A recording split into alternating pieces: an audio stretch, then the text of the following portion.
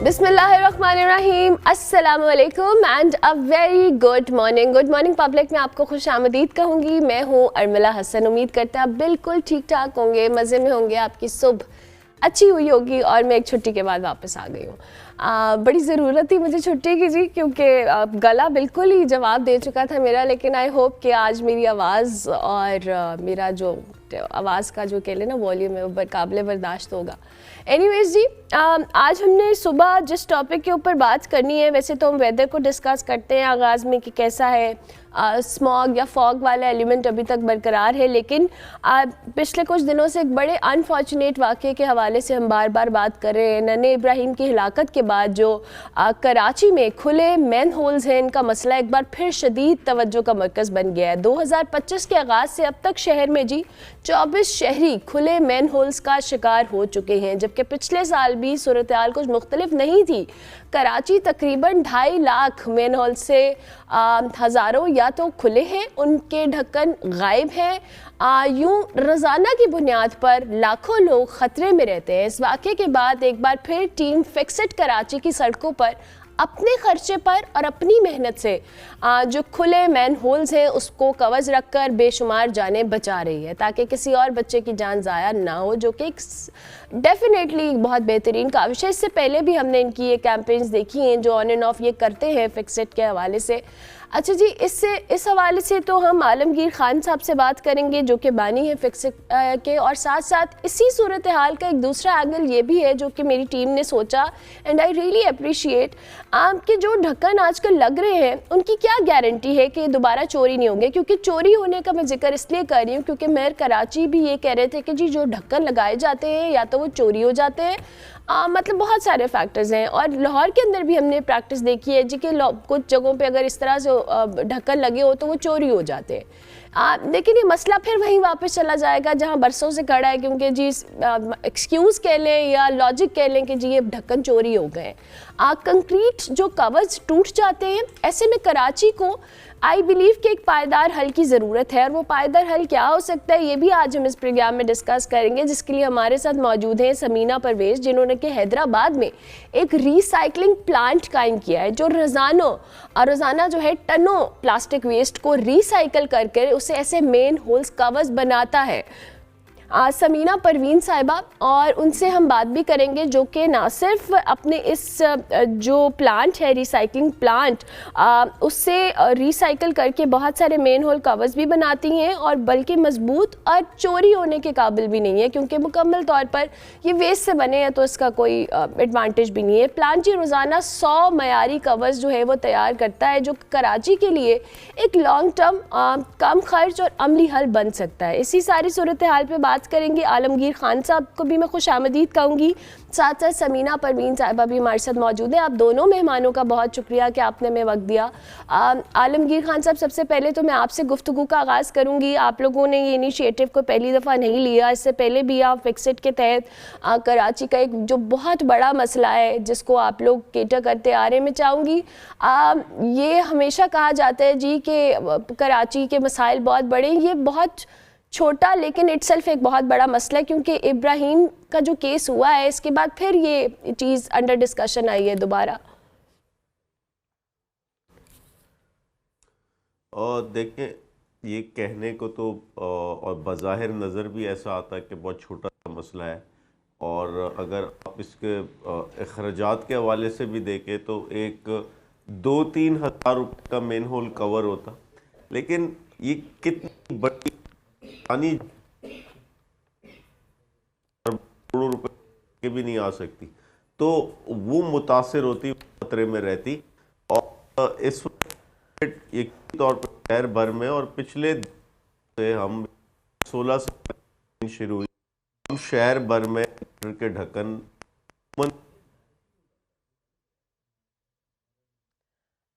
आलमगीर साहब के कनेक्शन का थोड़ा इशू है, प्लीज़ इसको फिक्स कीजिएगा। साथ साथ समीना परवीन साहिबा हमारे साथ मौजूद है। समीना साहिबा, बहुत शुक्रिया आपके वक्त का भी। आपसे हमारी पहले भी बात हुई है एंड आई बिलीव कि आपका जो रिसाइकलिंग प्लांट है और जिस पे हमारी सारी डिस्कशन भी हुई थी, ये बड़ा प्रैक्टिकल एक चीज़ है जिस पे अगर काम किया जाए कोलैबोरेशन के साथ, सीरियसनेस के साथ, तो ये कराची का जो मसला हम आज बैठकर डिस्कस कर रहे हैं, ना जाने कितनी कीमतें जाने इस मसले की नज़र हो चुकी हैं, तो हम इससे बचाव कर सकते हैं, इसको प्रिवेंट कर सकते हैं। जी बिल्कुल। हमारा जो प्लांट है वो रोजाना की बुनियाद पर 100 तो हम बना ही रहे हैं। तो जहाँ तक हम बात करें हैदराबाद की, क्योंकि हमारा प्लांट जो है वो हैदराबाद में है। तो हैदराबाद में तो गवर्नमेंट ऑफ सिंध जो है वो हमारे साथ कोलैबोरेशन में है, और हमारी सिस्टर कंपनी जो है वो कराची में भी है। तो हम तो ये चाहेंगे कि गवर्नमेंट इस चीज़ को, इस इनिशिएटिव को अप्रिशिएट करे जो कि हैदराबाद में किया जा रहा है कि बहुत ज़्यादा हद तक। अभी तक हम उनको रोजाना की बुनियाद पर 100 बना रहे हैं, जिसमें से 2000 का हम उनको ऑर्डर उन्होंने रिसीव कर चुके हैं, और जिसमें से कितने हमने तकरीबन 100 मैनुअल कवर उनको प्रोवाइड किए हैं, और वो लगाए भी गए हैं। वो आपको की वीडियो में भी शो हो रहा होगा कि डिफरेंट जगह पे एप्लीकेशन हो रही है। और मैं चाहूंगी कि इस तरह के इनिशिएटिव जो है उसको फर्दर आगे लेके आया जाए, क्योंकि हम ऐसा एक सोल्यूशन दे रहे हैं जो कि पायदार भी है और इकोनॉमिकली वायबल भी है। अब आप बात करते हैं ट्रेडिशनल कवर्स की, तो वो आपके चोरी जो आपने शुरू में बात की, चोरी होना वो एक बहुत बड़ा एलिमेंट है। और इस प्रोजेक्ट के जो बेसिक इनिशियल जो हमारा पीछे प्लान था कि हम क्यों ऐसा प्रोडक्ट लेके आ रहे हैं, तो प्रोडक्ट लेके आने की भी मेन रीजन यही थी कि हमने जब शहर में देखा कि मेजर प्रॉब्लम क्या, हम और बहुत से प्रोडक्ट्स बना सकते थे प्लास्टिक के, जो ऐसे होते जो हमारे डेली की बुनियाद पर कितने सेल हो जाते, जिसका हमें इकोनॉमिकली बहुत बेनिफिट होता। लेकिन हमने वो सोचा जो कि हमारे शहर की जरूरत थी। तो प्लास्टिक, और दूसरा हमारा रॉ मटेरियल की बात करें, प्लास्टिक है जो कि हम उठाते ही नहीं है, हमें हर जगह नजर आती है। तो इसको तो बनाने में कोई मुश्किलात तो है ही नहीं। जस्ट ये है कि इसका बस हम डेली की बुनियाद पे जितनी हमारी प्लांट की कैपेसिटी हम बना रहे हैं और हम हैदराबाद में प्रोवाइड कर रहे हैं। हम चाहेंगे कि केएमसी और एसएसडब्ल्यूएमबी के साथ हमारे अच्छे कोलैबोरेशन है, 9 ईयर का प्रोजेक्ट है, तो इसको फर्दर कराची में भी इनिशिएट किया जाए। अच्छा, अब मुझे थोड़ा सा समीना साहिबा ये भी बताइएगा, जैसे आपने कहा कि आप रोज़ाना की बुनियाद पे बना रहे हैं, आपका प्लांट ऑपरेशनल है हैदराबाद में, सिंध गवर्नमेंट आपके साथ कोलैबोरेशन में है, आप लोगों के पास कैपेसिटी भी है, और ये कोई मुझे ये भी क्लैरिटी दीजिएगा कि ये कोई इतना एक्सपेंसिव प्रोसेस भी नहीं है आई बिलीव, क्योंकि प्लास्टिक वेस्ट है जिससे एक ढक्कन बनेगा। इसकी पायदारी जाहिर है, बहुत सारे लोग कहते हैं जी ट्रैफिक भी गुजर रही है, फिर जो कंक्रीट के हैं वो टूट जाते हैं, इनकी जो बाकी हम मटेरियल्स इस्तेमाल कर रहे हैं उसके कंपैरिजन में कैसी एक ऑथेंटिसिटी है? बिल्कुल। अब ये हमारा इनिशिएटिव जो था वर्ल्ड बैंक के साथ था, और आपको पता है कि वर्ल्ड बैंक कोई भी प्रोजेक्ट्स होते हैं तो हम इन्वायरमेंटल स्टैंडर्ड्स जो हैं उसको, उसकी प्रायोरिटी बेसिस पे होता है उनका हमेशा, कि ह्यूमन हेल्थ और इन्वायरमेंट दो बेसिक चीजें होती हैं। तो जब हमारा फर्स्ट बैच तैयार हुआ तो उसकी हमने जितने भी इन्वायरमेंटल सस्टेनेबिलिटी और स्टेबिलिटी के जो टेस्ट थे वो हमने कंडक्ट कराए। और हमारा जो कवर है उसकी जो कैपेसिटी है वेट को बर्दाश्त करने की, वो 18 टन तक है। और नॉर्मली जो आपका एक डंपर ट्रक होता है उसकी जो वेट होता है वो 7 से 8 टन या मैक्सिमम 10 टन होता है। तो ये जो है वो इसको हमने लगाकर हाईवेज के ऊपर हैदराबाद में इसकी कैपेसिटी लाइव भी चेक की है, जो कि ये इतना पायदार है कि उसके ऊपर से अगर वो डंपर जो है वो भरा हुआ भी गुजर जाए तो इसको कोई फर्क नहीं पड़ेगा। और दूसरा, अगर हम इसकी वो बात करें इकोनॉमिकली, तो इकोनॉमिकली बिल्कुल वायबल है, क्योंकि रॉ मटेरियल वो है जो आपका हर जगह पड़ा है, जिसको कोई नहीं उठा रहा, और हम अपने वेस्ट से उसको, बाकी की जो प्लांट की ऑपरेशनल कॉस्ट होती है वो एक तरफ है, बट इसको अगर इकोनॉमिकली देखा जाए तो बहुत इजी सोल्यूशन है जिसकी तरफ हम जा सकते हैं। और ना सिर्फ एक, बल्कि हमें ऐसे कई ऐसे प्लांट्स की जरूरत है जो जगह जगह पर लगाने चाहिए। कराची में तो आपका 12,000 टन डेली का म्यूनिसिपल वेस्ट होता है और उसका 15 से 16% आपका प्लास्टिक है। तो क्यों ना हम इस प्लास्टिक वेस्ट, इसकी कोई वैल्यू ही नहीं, उसको उठा के एक ऐसा प्रोडक्ट बनाए जो ना सिर्फ इन्वायरमेंट को प्रोटेक्ट करे बल्कि हमारी ह्यूमन हेल्थ को, बच्चों की जानों को बचाया जा सके, जो कि एक संगीन मसला मैं समझती हूँ हमारे शहर का है। बिल्कुल ठीक है। आलमगीर खान साहब भी हमें ज्वाइन करें। सर माजरत, आपके कनेक्शन का थोड़ा इशू था, आप अपनी बात को वहीं से जारी रखिएगा। जी, मैं ये कह रहा था कि देखें, ये बज़ाहिर तो बहुत छोटा मसला नजर आता, और अखराजात में भी 2-3 हज़ार रुपए का एक मैनुअल कवर होता तो बहुत छोटी चीज नजर आती, लेकिन एक इंसानी जान जिसकी कोई कीमत नहीं, करोड़ों अरबों रुपए खर्च करके जो नहीं आ सकती, वो इससे मुतासिर होती, इंसानी जान खतरे में रहती। तो जरूरी है कि कराची जैसे शहर में, जहां 2023 में अगस्त में मेयर कराची ये ऐलान करता कि यहाँ 20,000 ऐसे मेन होल हैं जो ओपन है, जो खुले हैं, जिनके कवर्स नहीं है, और वो फिर इनको लगाने की एक पूरा लाएअमल देता, जिसके मुताबिक अब तक कराची में कोई 9.5 लाख ढक्कन लग जाने चाहिए थे, लेकिन हमें तो कहीं नहीं नजर आया। रही बात फिक्सिट, एक फलाही इदारा है, हम अपनी इस्तिताअत, अपने वसाइल के मुताबिक जितना कर सकते कर रहे हैं, लेकिन हमसे ये एक्सपेक्ट ना करें कि हम पूरे शहर के ढक्कन लगा देंगे या हम पूरे शहर का मसला हल कर देंगे। हम जितना कर सकते हैं अपने महदूद वसाइल में वो कर रहे हैं, और सिस्टम को आगाह भी कर रहे हैं, इनको जगा भी रहे हैं, लोगों में एक सिविल अवेयरनेस भी, बेदारी भी पैदा कर रहे हैं। लेकिन ये मैं इसलिए कह रहा हूं, होता यह है कि अगर अब्दुल सत्तार एदी साहब, जो दुनिया के सबसे बड़े सोशल वर्कर थे, वो एम्बुलेंस सर्विस शुरू करते, तो हुकूमत ने एम्बुलेंस का जिम्मा उन्हीं पे डाल दिया। हुकूमत ने फिर एक एम्बुलेंस नहीं दी इस शहर को, और फिर 30-40 साल तक इस शहर में एम्बुलेंस सर्विस अब्दुल सत्तार एदी के जिम्मे थी, और हुकूमत की एक एम्बुलेंस नहीं नजर आई हमें। इसीलिए मैं हमेशा कहता हूं कि अगर तो फिक्सिट ये काम कर रही, तो ये फिक्सिट का जिम्मा नहीं है। फिक्सिट अपनी कोशिश कर रही, जितने वसाइल हैं उसमें खिदमत भी कर रही, बेदारी भी पैदा कर रही, लेकिन ये ना हो कि हुकूमत कहे कि जिम्मा ही इनका है, अब यही करें, इन्हीं से पूछो। यू राइट, लेकिन अब आलमगीर खान साहब, मसला ये है कि अभी जैसे हमारे पास हमारी दूसरी मेहमान भी मौजूद हैं, हमारे पास सॉल्यूशंस हैं, ऐसा नहीं है कि हमारे पास कोई ऐसी हुकूमत के पास कैपेसिटी नहीं है कि वो जो मैन होल्स हैं इनके ढक्कन नहीं लगा सकते, या जो सड़कें हैं इनको प्रॉपरली इनकी कंस्ट्रक्शन नहीं कर सकते। बट अनफॉर्चुनेटली हमारे यहाँ विल का एक बहुत बड़ा मसला है, हमारी इंटेंट ही नहीं है, क्योंकि ये एक वो इशू है जो कि एक बहुत बड़ा नहीं है, लेकिन इसको हमने इतना बड़ा बना दिया है, और उसके नज़र कितनी जानें हो चुकी हैं, कितने बच्चे गिर रहे हैं। और इवन हम आए रोज़, अब जैसे ही इब्राहिम वाला केस हुआ है, उसके बाद मैंने कोई 3 केसेस देख लिए हैं सोशल मीडिया के ऊपर, जो लोग कह रहे हैं जी कि गली मोहल्लों के अंदर ये ढक्कन खुले में और वहाँ पर बच्चे गिर रहे हैं, कुछ तो निकाल लिए गए हैं। ये मामला अगर हुकूमत भी रिस्पॉन्सिबिलिटी नहीं ले, आई एम ग्लैड कि आप लोग अपने तौर पे कर रहे हैं, आप लोगों का एक फिलाई इदारा है, बट किसी ने तो करना है ये। अब सारी जिम्मेदारी आप जैसे इदारों पे तो नहीं डाली जा सकती, आपने खुद कहा है। इन्हीं तौर पे या जरूरी है कि अगर तो इदारे कायम है और वो पब्लिक से टैक्स कलेक्शन कर रहे, रेवेन्यू जनरेट कर रहे, तो सर्विस क्या दे रहे? यानी हमारे यहाँ कराची में के इलेक्ट्रिक का बिल आता, जो बिजली का बिल होता, उसमें बल्दियात का यानी केएमसी का टैक्स लिया जाता हर शहरी से, और जब रेवेन्यू कलेक्शन की बात आती तो बड़े धड़ल्ले से इदारा कहता है कि ये हमारा जिम्मा है, हमारा डोमेन है, हमारी जुरिस्डिक्शन है। और जब कोई ऐसे मसाइल आते हैं जैसे ये इब्राहिम बच्चे वाला हुआ, तो वो इदारे सब कहते हैं कि ये हमारे जुरिस्डिक्शन नहीं, हमारा डोमेन नहीं। और जिस इदारे के बजाय, चाहे वो केएमसी हो, चाहे टीएनसी हो, चाहे यूनियन काउंसिल की सतह पे हो, चाहे Karachi water and sewerage board हो, असल सवाल ये करना इनसे कि वाटर बोर्ड का एक्ट मौजूद है, कानून मौजूद है 2023 का, जिसके मुताबिक हर डिस्ट्रिक्ट में इन्होंने कस्टमर केयर सेंटर्स कायम करने थे। एक सेंटर हमें नहीं नजर आता जहां अवाम की रसाई हो, अपनी कंप्लेंट दर्ज कर सके, एक्सेस हो। दूसरा ये कि ढक्कन जरूरी नहीं कि सीमेंट सरिये का ही सिर्फ बनाया जाए, इसके ऑल्टरनेट मौजूद है। आप लकड़ी का बना सकते हैं, आप फाइबर का बना सकते हैं, 10 और तरीके से। आलमगीर खान साहब, हमारे साथ ये जो समीना साहिबा हैं, ये हैदराबाद में इनका प्लांट है, और ये प्लास्टिक वेस्ट से जो ढक्कन है वो बना रही हैं, और रोज़ाना इनके जो प्लांट की कैपेसिटी है वो 100 के करीब ये मैन होल कवर्स बना रही हैं, और हैदराबाद के अंदर ये काफ़ी बड़े पैमाने के ऊपर इसको इंस्टॉल भी कर चुकी हैं।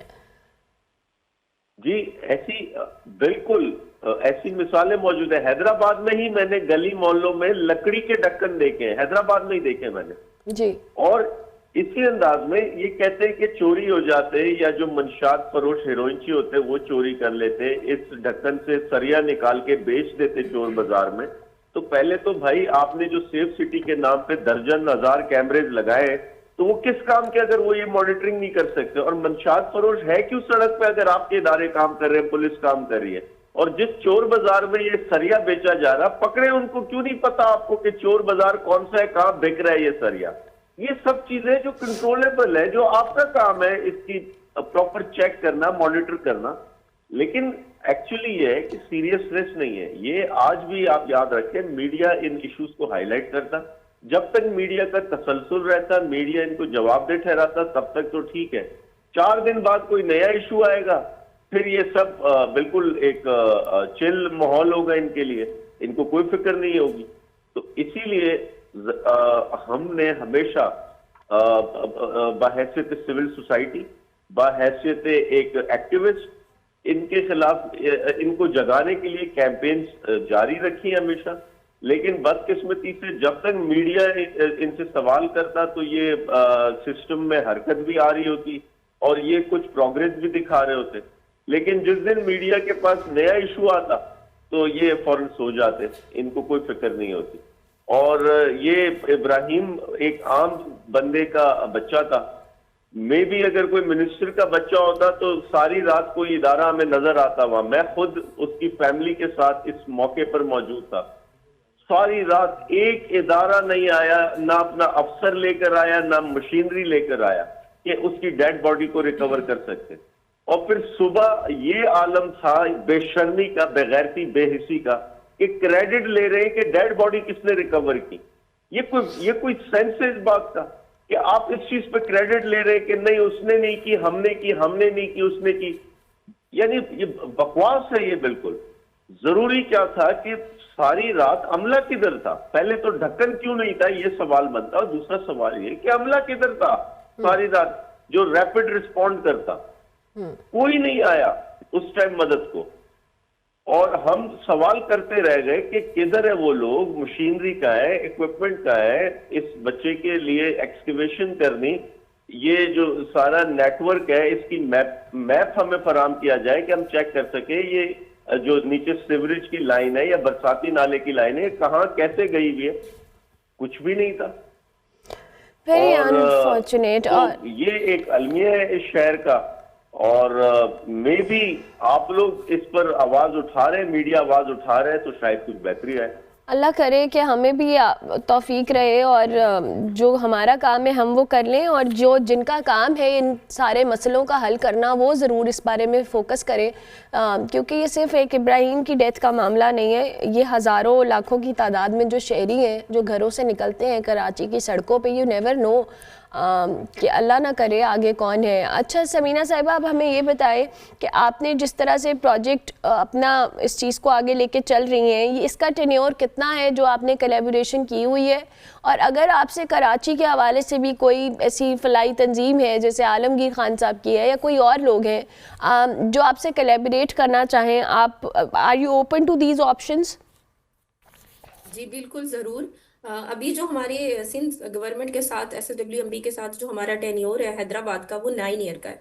और सिमिलरली इन कराची में भी हमारी सिस्टर कंपनी है एसिस इंटरनेशनल वेस्ट मैनेजमेंट, जो कि हम उनके साथ भी हमारा सेम SWMB के साथ 9 ईयर का कॉन्ट्रैक्ट है। तो हम तो वेलकम करते हैं, हम तो चाहेंगे कि इस तरह के सोल्यूशन जो है उसको अप्रिशिएट किया जाए, आगे लेके आया जाए, क्योंकि ऐसा सोल्यूशन है जो कि ज़रूरत है आज की। और इस वाकये के बाद तो इसको तो और अप्रिशिएट किया जाए, इस प्रोजेक्ट को। इस तरह के एक नहीं बल्कि बहुत सारे प्रोजेक्ट्स हैं, लगाने चाहिए, आगे रेप्लिकेट करने चाहिए। और हम तो ओपन है किसी के लिए, हम तो चाहेंगे कि जो आपकी प्राइवेट सोसाइटीज होती हैं उनके मैनहोल कवर भी हम बनाएं, क्योंकि हम तो एक सोल्यूशन में 2 प्रॉब्लम्स को सॉल्व कर रहे हैं। एक आपका वेस्ट को कम कर रहे हैं और दूसरा आपको ऐसा पायदार प्रोडक्ट दे रहे हैं जो कि आपकी ज़रूरत है।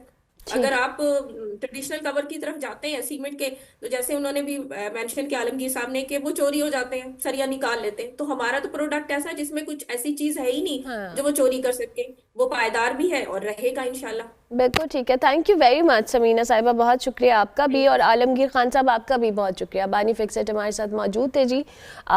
सॉल्यूशंस हैं, सब कुछ है हमारे पास, बस हमारा मसला ये है कि हमारी नीयतें काम करने की हैं या नहीं, ये तो अल्लाह ताला ही जानता है। लेकिन अभी जो हमने कर रहे हैं या किया जा रहा है उससे तो कुछ ऐसे अच्छे असरात नज़र नहीं आ रहे। ब्रेक लेते हैं, ब्रेक के बाद वापस आते हैं।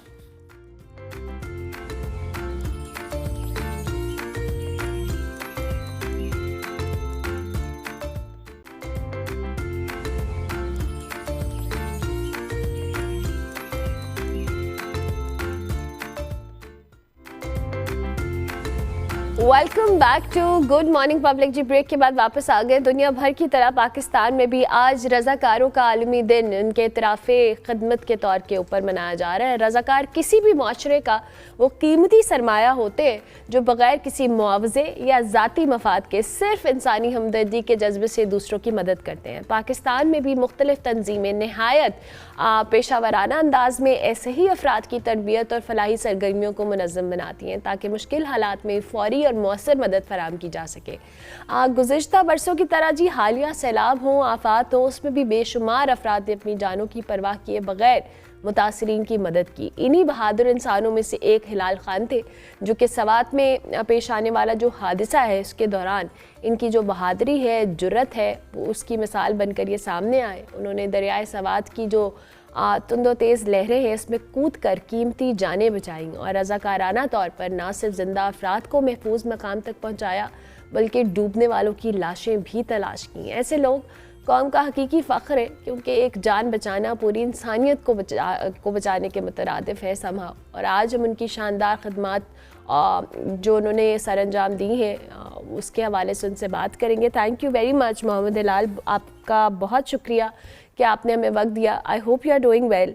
आज दुनिया भर में रज़ाकारों का दिन मनाया जा रहा है एंड आई रियली बिलीव कि आप जैसे लोग जो without any interest, without any मुआवजे के लालच के बगैर अपना ये काम करते हैं, ड्यूटी करते हैं। मैं चाहूँगी आज के दिन के हवाले से आप कुछ कहना चाहें। जी बहुत शुक्रिया। अल्लाह करे कि अल्लाह हम सब में खिदमत का जो जज्बा है ये पैदा हो। जो हालिया सैलाब या इससे पहले जो सैलाब आए थे, जलजला हो या चाहे कोई ऐसी हादिसा हो, अल्हम्दुलिल्लाह हमारी पूरी टीम है वो एक्टिव होता है और जो हर जगह जो मुश्किलात है हम उस तक पहुंच जाते हैं। मैं ये अगर क्यों ये गलत नहीं होगा, अगर इधर पाकिस्तान में या पूरी दुनिया में ये रज़ाकार नहीं होते तो काफी मुश्किलात सामने आती, क्योंकि ये जो अल्हम्दुलिल्लाह पाकिस्तान का जो जिधर भी अगर कोई सैलाब आया या जलजला आया या कोई ऐसी वाक़यात आई है तो इसमें जो खुदाई खिदमतगार है, रज़ाकार है, वो पहले पहुंच जाते हैं और वो अपना काम बखूबी अंजाम देता है। बिल्कुल ठीक है। हमारी मुल्क के अंदर भी मोहम्मद हिलाल बहुत सारी ऐसी तंजीमें काम कर रही हैं, बहुत सारे ऐसे वॉलंटियर्स हैं, बहुत सारे आप जैसे लोग हैं आप जो पार्टिसिपेट करते हैं। और हमने ये जो सवात वाला मामला देखा जिसमें बहुत मुश्किल था इस तरह की इमदादी कार्रवाइयाँ या सरगर्मियों में पार्टिसिपेट करना, और अनफॉर्चुनेटली हमारे यहाँ जो आप लोगों की सपोर्ट के लिए सिस्टम है वो भी इतना स्ट्रॉन्ग मौजूद नहीं है। मैं चाहूँगी इस हवाले से भी आप कुछ बताएं। आपने देखी होगी जो हमारी किश्त है वो हमने अपने मदद आपके तहत बनाई है। हुकूमत या किसी इदारे के तरफ से कोई इसमें वो मदद या कोई वो जो वसाइल है वो शामिल नहीं है। और ये जो हुकूमती मशीनरी है या हुकूमत के साथ या जो किसी वो होता है ना, वो तो उधर ही गली सड़ी जाते हैं। और वो मैंने कई दफा जो हमारे स्वात में जो इंतजामिया है उनको कहा है, जो ऐसी चीजें पड़ी हुई उनके पास सालों से 2005 से जलजले जो उसमें आए थे 2010 में, तो वो चीजें वो मशीनरी उधर गले सड़े और जंग उसको लग गई है। लेकिन वो ये गवारा नहीं करते कि अगर इन तंजीम वालों इन्हों जो खुदाई खिदमतगार है, रज़ाकार है, उनको दे दे तो हमारे तो अपनी वो एक सिस्टम है, अपने हाथों से वो किश्तियां बनाते हैं और अपने हाथों से वो किश्तियां चलाते हैं। और वो बहुत बहुत ज्यादा मुश्किल है। कभी कभार जब बाहर से लोग आते हैं, मीडिया वाले उसको देखते हैं तो वो हैरान रह जाते हैं कि भाई ये आप लोग क्या कर रहे हैं और ये किस तरह। तो बस लगी हुई अल्लाह की, इसमें वो मैं कहूँगा कि अल्लाह की मदद शामिल है। तो अब जो आपने भी बात की है ये बड़ी सही बात है कि अगर हुकूमत के पास या जो वहाँ पे ऑफिशियल एजेंसीज हैं उनके पास अगर ये फैसिलिटीज़ मौजूद हैं और वो उनके काम की नहीं है तो वो आप लोगों को प्रोवाइड कर दें, क्योंकि आप लोग तो ऑलरेडी काम कर रहे हैं। तो क्यों नहीं देते, या क्या उनके चैलेंजेस हैं या क्या ऐसी रुकावटें हैं जो आप लोगों को मुश्किल होती है? बस बदकिस्मती की बात है। बदकिस्मती मैं कहूँगी कि जो हमारी इंतजामिया है उनके पास गाड़ियां होती है, एम्बुलेंसेस होती है, ये मशीनरियां होती है। उस दिन जो सैलाब आया था उधर भी एक ऐसी वो क्रैन खड़ी थी, तकरीबन 300 फुट तक वो आगे जा सकता था, जो सुई गैस का इदारा है उनका, लेकिन किसी ने उधर जाके उनको नहीं बुलाया कि अब भाई आ जाओ। ये तो एक हादिसा है, एक अलमिया है, एक इंसानी जानों का मसला है। अगर वो मौके पर पहुंच जाते, लेकिन मैं इसको बदकिस्मती कहूंगा, और वो ख्वाब खरगोश सो रहे थे। अगर ये बर वक्त, मैं तो दूसरी जगह लगा हुआ था, ये 8-10 बंदे थे, उसको बचा रहे थे, उनको रेस्क्यू कर रहे थे। ये तो बाद में मुझे बहुत लेट पता चला, लेकिन उधर वो चीजें मौजूद थे। बहरहाल मैं ये कहूँ कि हम लोग बहुत है, लेकिन हम लोगों में इंसान बहुत कम है। और ये बदकिस्मती है कि इस पे अभी वो 4-5 या महीना तक को ये चल रहा था कि किसी को ओहदे से फारिग कर दिया, किसी को मुअत्तल कर दिया। अब वो रात गई बात गई, कुछ भी नहीं है, और बस लोग अपने माल बनाने में लगे हुए हैं। बस ये कि मैं कहूंगा कसम से कि हम लोग हमारे इदारों में सब में वो इंसानियत खत्म हो गई है। इंसानियत नाम की कोई चीज है नहीं इधर। तो उधर वो चीजें, वो मशीनरी, वो सामान, वो जैकेट, वो सब उसको जंग लग जाता है, वो गले सड़े हो जाते हैं, उसको कीड़ी मकोड़े खा जाते हैं। लेकिन ये नहीं कहता कि ये दरिया की चीज है, ये जैकेट है, अगर हिलाल के काम आ जाए तो कोई बंदा अगर इसकी वो बच जाए, किसी की जिंदगी बच जाए। लेकिन इसके ऐसा कोई मसला हो, बस मैं तो हालात से इतना मुझे बहुत ज्यादा अफसोस हो रहा है इन बातों पे। आई एम सो सॉरी हिलाल साहब, आप चूँकि ऑन ग्राउंड रियलिटी से वाकिफ़ हैं, एंड आई बिलीव कि आपका जो रिएक्शन है वो बिल्कुल बजा है। हम यहाँ बैठकर सोचते हैं कि इतने बड़े इदारे हैं, इतना सब कुछ सिस्टम है, अगर वो सही तरीके से काम नहीं कर। हिलाल साहब मुझे ये भी बताइएगा, ज़ाहिर है आपने कहा कि इंसानियत तो ख़त्म हो रही है, बट हमारे पहले एक पूरा स्कूल, कॉलेजेस, यूनिवर्सिटीज़ के अंदर एक वॉल्टियर करने के हवाले से कोर्सेज हुआ करते थे, एक कंपल्जन हुआ करती थी कि आपने अगर पास आउट होना है तो आपको इतने महीने या इतने हफ्ते एज अ वॉल्टियर काम करना है। आपको किस चीज़ ने इंस्पायर किया ये करने के लिए, और हमारे जो बच्चे हैं जो स्कूल्स में हैं, कॉलेजेस में हैं, या यंग लोग हैं, उनको कैसे इनकरेज करना चाहिए कि वो भी इस तरफ आए? आपने स्कूल और कॉलेज और ये तंजीमों या इस तरह की जो क्लासेस की बात की, तो ये तो इदारों का काम है। बाहर दुनिया में ऐसे होता है कि वो लोगों को ये चीजें है ना, ये आती है, ये जिंदगी में आती है, हादिसात आती है, सैलाब आती है, लेकिन लोगों ने तैयारी की होती है। बाहर मुल्कों में लोगों ने तैयारी की होती है, लेकिन इधर हम लोग अपने बच्चों को डरने की बात है। जाहिर है कि उनको वो तैरना नहीं सिखाते, उनको अगर जाते हैं स्विमिंग पूल में उनको तैरना सिखाए, उनको ये सिखाया जाए कि अगर खुदा न ख्वास्ता कल जलजला पेश आए, कुदरती आफात, तो ये तो जाहिर बात है, जिंदगी है, अल्लाह का एक निज़ाम है, ये तो होता रहेगा। लेकिन इसके बदले हम लोगों को भी अल्लाह पाक ने वो अक्ल शऊर दिया है कि अगर कोई ऐसा हादिसा और कोई हो तो अपने भाइयों के, अपने जो मुल्क की, अपनी जमीन की जो वो हिफाजत है या इनकी मदद है, वो हम पे फर्ज है। अब वो हाल नहीं रहा। अभी वो हम लोगों ने स्कूलों में वो जो करते थे कि यार वो सिविल डिफेंस वो ट्रेनिंग होता था जलजले वाला, मैंने तो कभी नहीं देखा, कभी किसी स्कूल में नहीं देखा। मैं जाके उधर अक्सर स्कूलों में जाता हूँ तो मुझे अफसोस होता है कि हम अपने बच्चों को सिर्फ ये सिखाता है अलिफ बा ता सा ABCD, लेकिन उनको उसको सिखाना चाहिए इंसानियत। सबसे पहला है इंसानियत। अगर ये बच्चा बड़ा होके DC बन जाए, AC बन जाए, बड़े होके पर पाजी हो जाए, अगर इसमें इंसानियत न हो, ये डॉक्टर बन जाए, इंसानियत इसमें नहीं हो, तो इन चीजों का कोई फायदा नहीं है मेरे ख्याल में। बिल्कुल ठीक है। इन द एंड मोहम्मद हिलाल, हमारे प्लेटफॉर्म से आज के दिन की मुनासबत से आप जो काम कर रहे हैं, आप बहुत ज़बरदस्त काम कर रहे हैं, और आप जैसे लोगों की वजह से ही जो हम बात करते हैं ना कि इंसानियत ज़िंदा है, वो नज़र आता है। क्योंकि जो आपकी कंट्रीब्यूशन हमने तो आंखों से इस सैलाब में देखी है, एंड आई बिलीव कि जो लोग आपको जानते हैं, जो आप ये काम कर रहे हैं, ये निहायत ही काबिल तारीफ़ काम है। कुछ भी मैसेज आप हमारे प्लेटफॉर्म से देना चाहें देखने वालों के लिए? जी, अल्हम्दुलिल्लाह जब ये सैलाब आया तो इस सैलाब के बाद मिंगौरा शहर पे एक और सैलाब आ गया, तो वो तबाही अगर मैं बताऊं तो ये तारीख की बदतरीन तबाही थी। इसके बाद वो तकरीबन महीने तक हम लोग और हमारी टीम ये सफाई में मसरूफ थे, घरों से सफाई थी उनमें मसरूफ थे। बाद में मुझे एक एम्बुलेंस की जरूरत, अल्हम्दुलिल्लाह हम लोग अपने जो दोस्त है वो मिलके हमने एक एम्बुलेंस खरीदा है। जो गरीब होते हैं, जो लाचार होते हैं, उनको उसमें ले, और मैं अपनी तरफ से पूरी पाकिस्तान को एक मैसेज देना चाहता हूँ कि सबसे पहले इंसानियत है।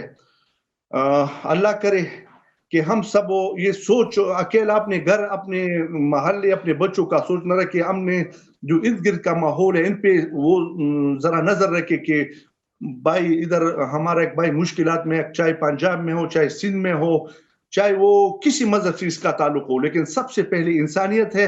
अल्लाह ताला फरमाते मैं रब्बुल आलमीन हूँ, मुस्लिमीन नहीं बोला है कि मुस्लिमीन है, उन्होंने रब्बुल आलमीन है, पूरे आलम का रब है।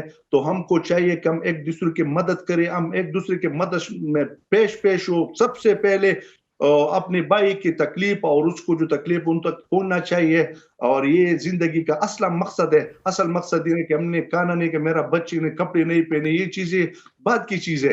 पहले ये सोचना चाहिए कि हम एक दूसरे की मदद कैसे करेंगे, एक दूसरे की जो तकलीफ है उसको कैसे दूर करेंगे। बहुत शुक्रिया मोहम्मद हिलाल, आपका बहुत बहुत शुक्रिया कि आपने वक्त दिया, और आप जैसे लोग बहुत सारे लोगों के लिए इंस्पिरेशन है। मोहम्मद हिलाल हमारे साथ मौजूद थे जी। ब्रेक लेते हैं, ब्रेक के बाद वापस आते हैं।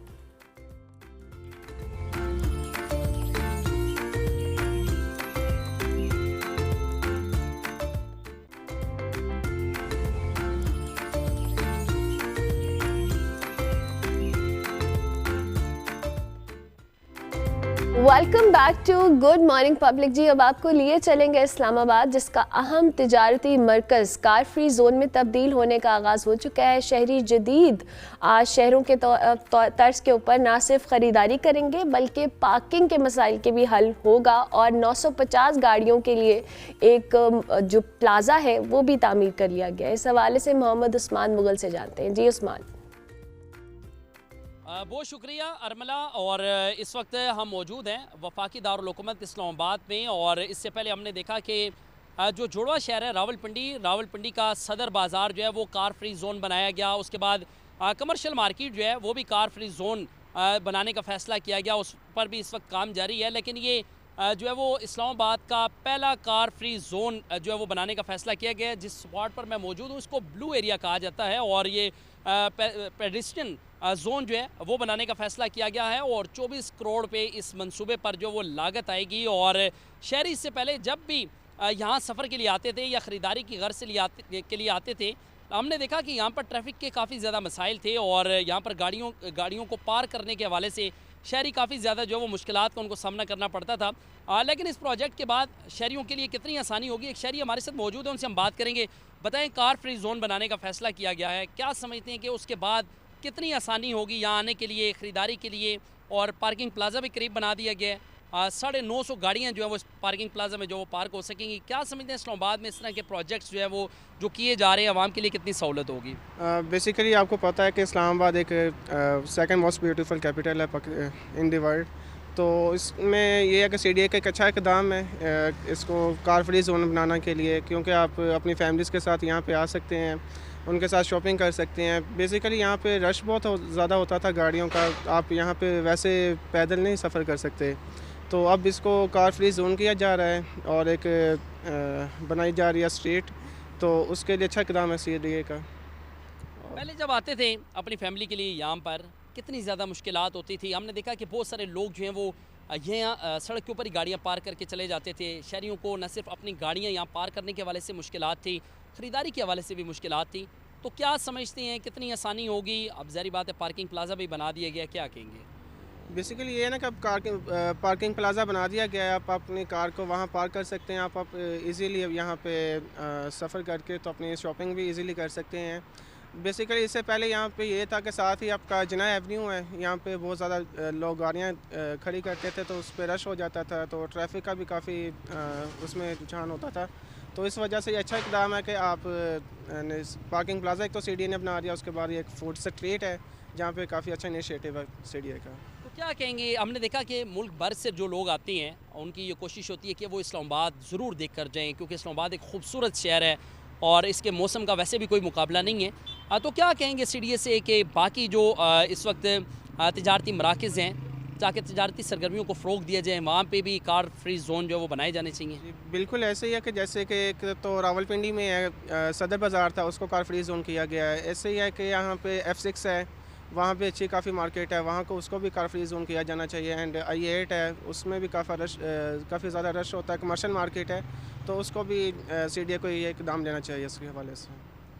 बहुत शुक्रिया, गुफ्तगू आपने सुनी है और ये पेडेस्ट्रियन जोन के हवाले से शहरी काफ़ी ज़्यादा खुश भी हैं, और क्योंकि कार फ्री जोन के बाद यहाँ पर गाड़ी मोटरसाइकिल जो है वो एंटर नहीं हो सकेंगे, और इसके करीब ही एक पार्किंग प्लाजा बनाया गया है जिसमें 950 गाड़ियाँ जो वो पार्क की जाएंगी। मजमूई तौर पर इस मंसूबे पर 24 करोड़ से ज़ायद की लागत आएगी, और ये 800 मीटर का ये रास्ता है जो जिसको ये कहा जा रहा है कि यहाँ पर इसको फूड स्ट्रीट में जो है वो तब्दील किया जा रहा है। शहरी ना सिर्फ आकर यहाँ से ख़रीदारी कर सकेंगे, बल्कि पार्किंग के जो मसाइल हैं वो भी हल होंगे, तजारती सरगर्मियाँ जो हैं उनको भी फ़रोग मिलेगा, और मज़ीद जो है वो पार्किंग के हवाले से तकरीबन 150 स्लॉट्स जो हैं वो रखी गई हैं, ताकि शहरी जो हैं वो यहाँ आकर अपनी गाड़ी को पार्क कर सकें और उसके बाद अपनी फैमिली के साथ यहाँ पर जो है वो ना सिर्फ मुख्तलिफ जो पॉइंट्स हैं वहाँ पर खाने खा सकें, मुख्तलिफ जो आउटलेट्स हैं वहाँ से ख़रीदारी भी कर सकें। तो इसलिए CDA का अच्छा इकदाम कहा जा रहा है शहरियों की जानिब से कि इस्लामाबाद का ये पहला पॉइंट है जिसे कार फ्री जोन बनाने का फ़ैसला किया गया है, और इसके बाद मुख्तलिफ जो पॉइंट्स हैं उनकी जानिब भी CDA को देखना होगा कि तमाम वो तिजारती मराकज़ जहाँ पर बेहंगम ट्रैफिक या बहुत ज़्यादा रश की वजह से शहरी वहाँ का रुख नहीं करते, और इस वजह से कार फ्री जोन अगर बनाया जाए तो शहरियों की बड़ी तादाद जो है वो न सिर्फ इस तरह के पॉइंट्स पर आएगी, बल्कि तजारती सरगर्मियाँ जो हैं उनको भी फ़रोग मिलेगा। जी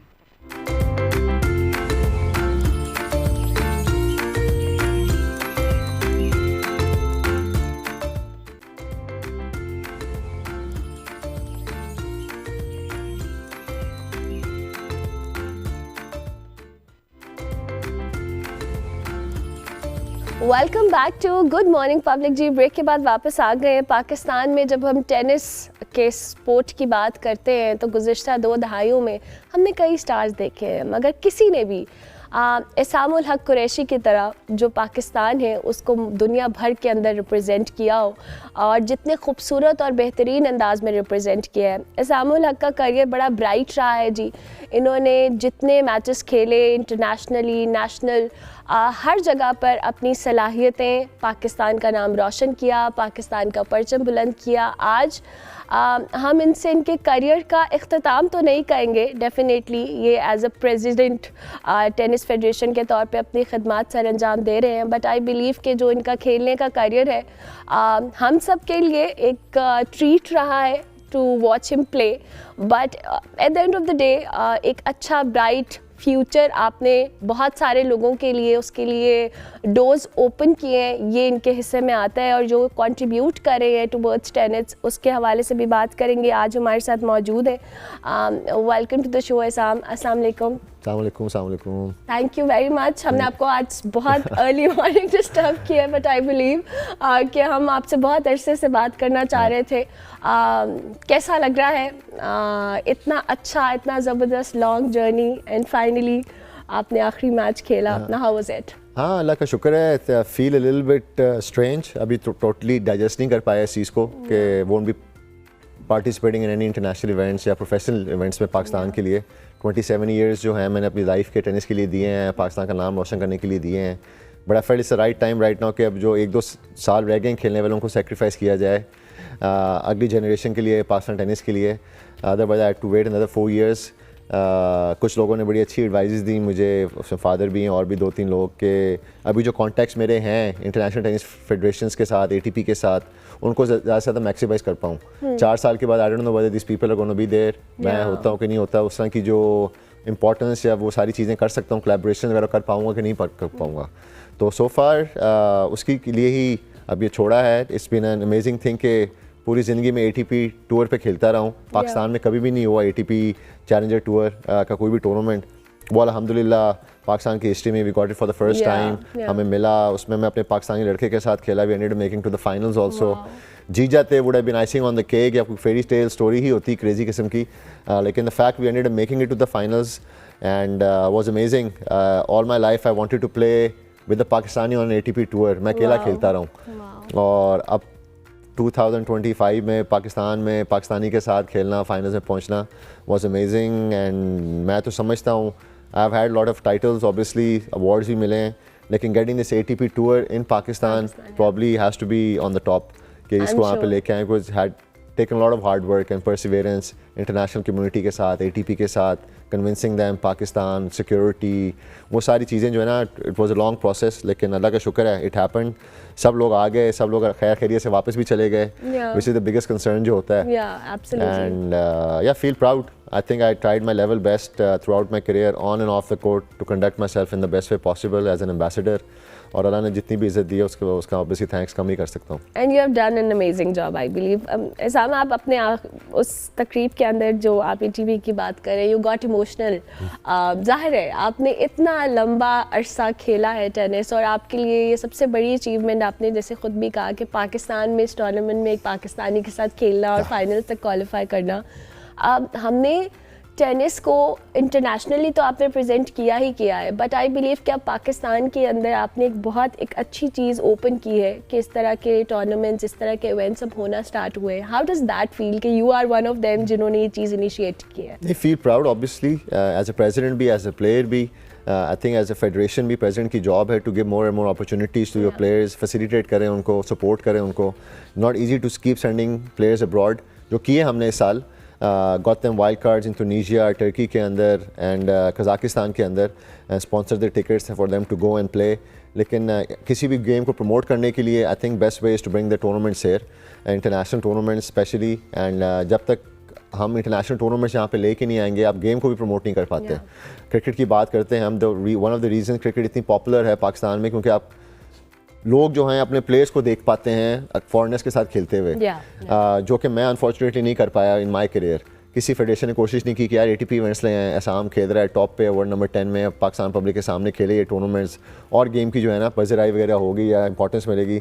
जहांगीर भाई जहांगीर खान स्क्वॉश के वर्ल्ड चैम्पियन वगैरह पाकिस्तान में बनते थे, हॉकी टूर्नामेंट्स यहाँ पे होते थे, तो वो इस तरह की चीज़ें जो है ना, तो वो लाना बहुत ज़रूरी है, वो कल्चर को लाना इधर बहुत ज़रूरी है। एंड अल्लाह का शुक्र है 1-1.5 साल से we try to upgrade the facilities ताकि इंटरनेशनल टूर्नामेंट जहाँ पे आ सकें। It's the same thing as cricket. हमारी चैम्पियंस ट्रॉफी हुई अभी, उसमें ये था जी कि हमें तो लग रहा था कि हमारे क्रिकेट स्टेडियम बिल्कुल वर्ल्ड क्लास है, लेकिन वो ICC ने कहा नहीं भाई, आप इन सबको गिराएं, इतने बड़े करें, और फिर जाके आपके टूर्नामेंट्स होंगे। तो सेम थिंग विद ATP, उन्होंने भी यही कहा जी कि आपका पहले तो इंफ्रास्ट्रक्चर डेवलप नहीं हुआ हुआ, you need to have proper locker rooms होने चाहिए, शावर्स होने चाहिए, प्रॉपर जिम्स होने चाहिए आपके टेनिस सेंटर के अंदर, बोर्डिंग लॉजिंग अच्छी होनी चाहिए, रेस्टोरेंट्स होने चाहिए आपके। वो बॉक्सेस को आप टिक नहीं करेंगे तो ATP पाकिस्तान में नहीं आ सकता। तो वो 1.5 साल उसकी भी कोशिश की थोड़ा सा अपग्रेड करने चीज़ों को। एंड उसके बाद आई बीन फाइटिंग ATP के साथ कि नहीं, Pakistan is ready to host a tournament, I am ready. मेरे जाने से पहले, मेरे फेयरवेल से पहले, रिटायरमेंट से पहले, let me play one tournament इन पाकिस्तान, जो मैं 25-26 साल से खेल रहा हूँ। दे एक्नॉलेज्ड इट एंड अल्लाह का शुक्र है रिपोर्ट भी बहुत अच्छी आई है हमारी टूर्नामेंट की। एंड टॉप सीड जो जिसने आना था 160 ईमर जो है, ही केम। ब्यॉन बोग बहुत बड़ा नाम है टेनिस में, उसका बेटा खेलने के लिए आया। फिर ब्यॉन बोग ने मुझे ईमेल की, जो कि मेरे लिए तो बहुत ही क्रेजी मोमेंट है। He is one of the biggest icons tennis में, and the way he emailed and congratulated me on my career and hosting the tournament and wishing me all the best. वो चीज़ें जो है ना, वो फिर बंदा कहता है अच्छा यार सारी जो मेहनत की थी ना वो पेड ऑफ। तो और उसका बेटा was very very happy, he came with his coach and they went very happily. And काफ़ी चीज़ें भी थोड़ी सी हमने कोशिश की, थोड़ा सा अपने जो हॉस्पिटैलिटी के लिए हम जिस तरह मशहूर हैं, I try to gains few people contacts वगैरह। मुनीब नवाज़ को मैंने कॉन्टैक्ट किया, बड़ा अच्छा दोस्त है मेरा, उसको मैंने कहा यार हमारी प्लेयर्स डिनर हो रहा है, हाउ अबाउट के सारे प्लेयर्स को जो है ना मुनीब नवाज़ बना के हम प्लेयर्स डिनर पे लेके आएँ। तो सारे फॉरेनर्स जो प्लेयर्स है वो कुर्ता शलवार में डिनर पे आए हुए।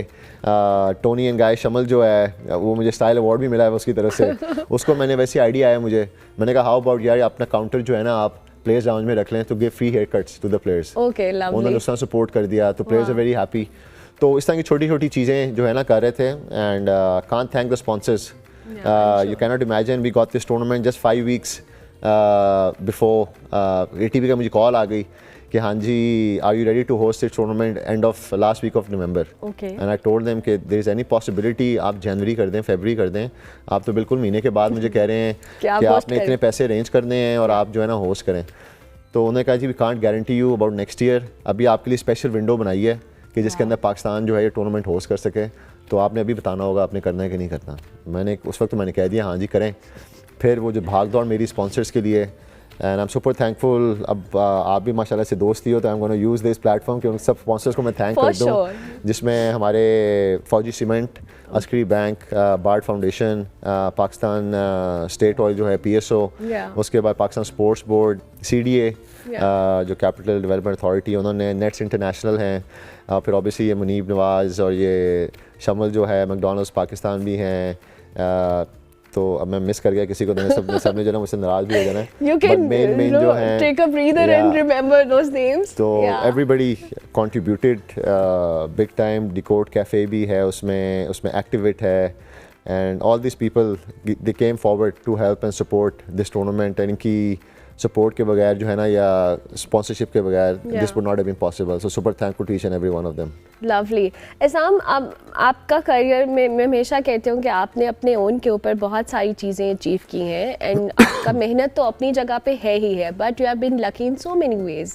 अनफॉर्चुनेटली हमारे यहाँ जो बच्चे खेल रहे हैं, अब फैसिलिटीज़ तो आपके सामने है, इंटरनेशनल एक्सपोजर होना भी एक बहुत बड़ी ब्लेसिंग है in most of the cases. आपको वो मिला, बहुत सारे बच्चों को नहीं मिलता, और वो चैलेंजेस होते हैं। एज अ प्रेसिडेंट आपकी एफर्ट्स इस हवाले से कि एटलीस्ट जो बच्चा टेनिस खेलने का ख्वाहिशमंद है उसको इंटरनेशनल एक्सपोजर ज़रूर मिले, ताकि उसके अंदर वो क्यूरियोसिटी, वो मोटिवेशन आए कि वो भी एहसामुल हक कुरैशी की तरह खेल सकता है। नहीं बिल्कुल, देखिए ख्वाहिश तो सबकी होती है टू प्ले इंटरनेशनली और बाहर जाके मुल्क का नाम खेलें, भी मुल्क के लिए भी खेलें, but I feel like some time काफ़ी प्लेयर बहुत जल्दी कर देते हैं, या उनके पेरेंट्स भी, they are not ready for international tennis.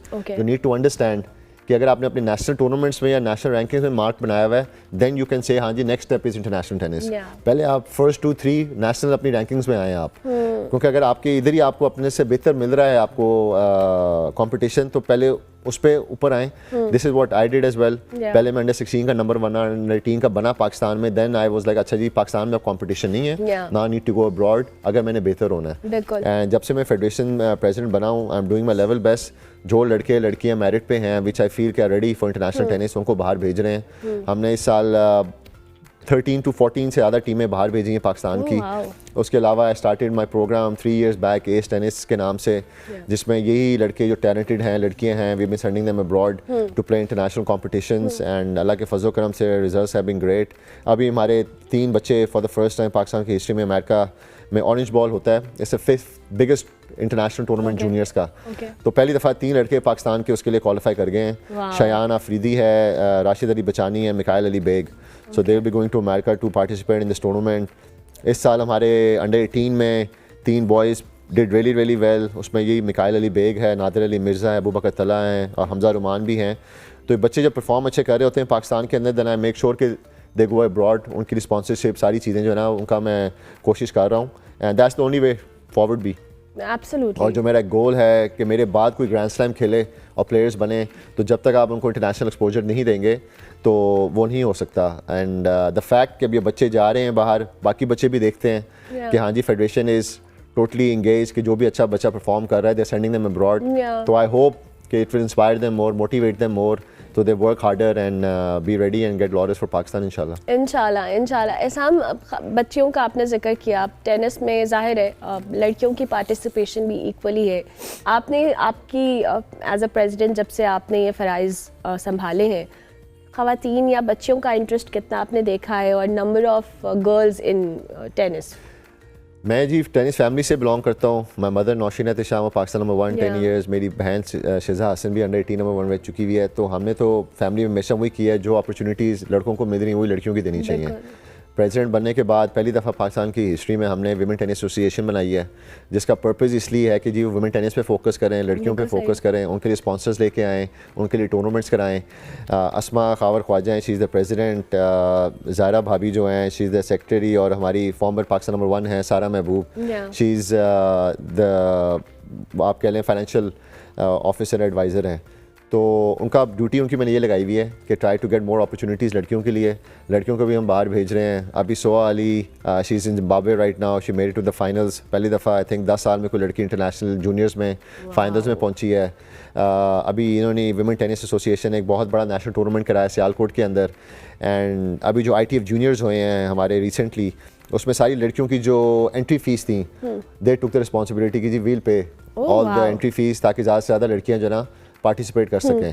अब एक थोड़ा सा प्रोसेस शुरू हो गया हुआ है एंड वो बनाई भी इसीलिए है कि सही तरह लड़कियों के ऊपर फोकस किया जाए, बिकॉज जो एडवोकेट हैं विमेन के लिए सबसे बेहतर वो कोई औरत ही हो सकती है, उस तरह लड़के नहीं कर सकते। या मैं भी समझता हूँ नहीं, जो प्रॉब्लम्स उनको फेस होती हैं जो भी है। We have just hired a female sports psychiatrist also Pakistan tennis federation में, बिकॉज आई फील इट्स हमारे बच्चों में बहुत ज़्यादा I feel like dreaming big का जो है ना, दे डोंट ड्रीम बिग। अच्छा, ओके। तो उसके अंदर या तो उनकी एनवायरनमेंट ऐसी रही है पाकिस्तान के अंदर रह के कि उनको वो है ही नहीं, शऊर ही नहीं है कि हम जी बाहर जाके कम्पीट कर सकते हैं। तो वो मैं थोड़ा सा जो ना खोलना चाह रहा हूँ। हाँ, तो वो उसके लिए उस sports psychiatrist, sports psychologist, she does lessons with all the players जो स्पेशली बाहर भी जा रहे हों। वो भी बता रही थी सोहा के साथ भी हम एंगेज, आई कॉल हर, ये वो चीज़ें। तो वो भी हमने फीमेल इसलिए रखी है ताकि जो फीमेल प्लेयर्स भी हैं उनके साथ भी आराम से इंटरेक्शन हो सके और मेल प्लेयर्स के साथ भी। तो we doing all these measures, taking care of them. तो अल्लाह करे इंशाल्लाह, I am sure they paying off and इस तरह की सारी चीज़ें विमेन टेनिस के लिए भी कर रहे हैं। लवली। एजाम, हमारे यहाँ पर बहुत जब प्लेयर्स आते भी हैं, स्पोर्ट्समैन आते भी हैं, तो हर एक फेडरेशन के रिप्रेजेंटेटिव्स को बहुत सारे इशू चैलेंजेस होते हैं, बिकॉज हमारा जो एक स्ट्रक्चर है when it comes to sports it's very different and difficult at the same time. आप एज ए प्रेसिडेंट क्या फील करते हैं कि कौन से ऐसे फ्लॉज तो नहीं मैं कहूँगी, कौन से ऐसे चैलेंजेस हैं जो आपको लगता है कि आप एज ए प्रेसिडेंट फेस करते हैं जब आपने अपने प्लेयर्स को फैसिलिटेट करना है? चैलेंज मेरे ख्याल से सारी फेडरेशंस की एक ही तरह के हैं, स्पॉन्सरशिप, प्रमोशन, ज़्यादा एयर टाइम नहीं मिल रहा, और गवर्नमेंट्स में वो जो थोड़े से मामले होते हैं उसमें बंदा लगा रहता है। तो वो चीज़ें हैं, लेकिन एज एन एथलीट हमेशा कोशिश रही है कि अगर कोई प्रॉब्लम है उसको सॉल्व किया जाए या उसका सोल्यूशन निकाला जाए, और it's an opportunity for me to get better. तो अभी फेडरेशन में भी जो आया हूँ, I feel like it's making me a stronger person, it's making me unlock चीज़ें कर रहा है जो मुझे नहीं पता था मेरे अंदर हैं। तो वो चीज़ें जो है ना, पेशेंस वैसे ही बहुत था मेरे अंदर as an athlete I thought, अब वो ज़्यादा टेस्ट हो रहा है। चीज़ें पहले सारी चीज़ें मेरे ऊपर रिलाई करती थी, इट्स एन इंडिविजुअल स्पोर्ट, किसी की सिफारिश की ज़रूरत नहीं थी, सारी रैंकिंग्स मैंने खुद बनानी, खेल में खुद रहा था, मेहनत भी सारी चीज़ें। अब है लॉट ऑफ चीज़ों पे रिलाई करना पड़ता है बाकी लोगों के ऊपर, बाकी इंस्टीट्यूट्स के ऊपर। मेरा एक गोल है, मेरा एक विज़न है, उसको लेके मैं एज एन एथलीट चलता था। अब वो गोल विजन तो मेरा है, लेकिन उसको एक्सिक्यूट करने के लिए I need lot of people around me and जो है ना, लेकिन ठीक है, चैलेंजेस हैं, आई अंडरस्टैंड, उसको मैं एज एन अपॉर्चुनिटी ही देखता हूँ, और वो गोल्स एक हैं मेरे अंदर, और वो मैं लगा रहता हूँ फिर। And I understand this is not for me. अगर मेरे लिए होता तो मैं इतने भाग दौड़ ना कर रहा होता, लेकिन आई am doing it for Pakistan, I am doing for the next generation, तो उसके लिए फिर मुझे नहीं मसला होता भागने दौड़ने का भी। एंड बस ये है चैलेंजेस, आई थिंक वो पूरी कौम से कहूँगा कि अगर कोई बंदा कोई वादा करता है तो उसको पूरा करना चाहिए। मेरे ख्याल से वादा खिलाफी तो है हमारे इस्लाम में भी, आई थिंक हजूर सल्लल्लाहु नहीं अच्छा उनको लगता था। तो मैं तो किसी से वादा कर दूं, किसी ज़ुबान दे दूं, मुझे तो आपको मैंने बताया जान के लाले पड़ जाते हैं, उसको पूरा करना ही करना है, जो मर्जी हो जाए।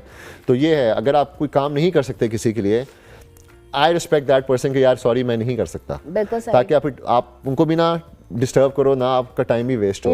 तो दैट्स द ओनली थिंग। लेकिन गवर्नमेंट की सपोर्ट मिल भी रही है, I can't totally deny. And Pakistan sports board जो है वो भी मुझे हेल्प कर रहा है। अभी टूर्नामेंट में आपको उनका नाम भी लिया मैंने, they sponsored bit of amount as well.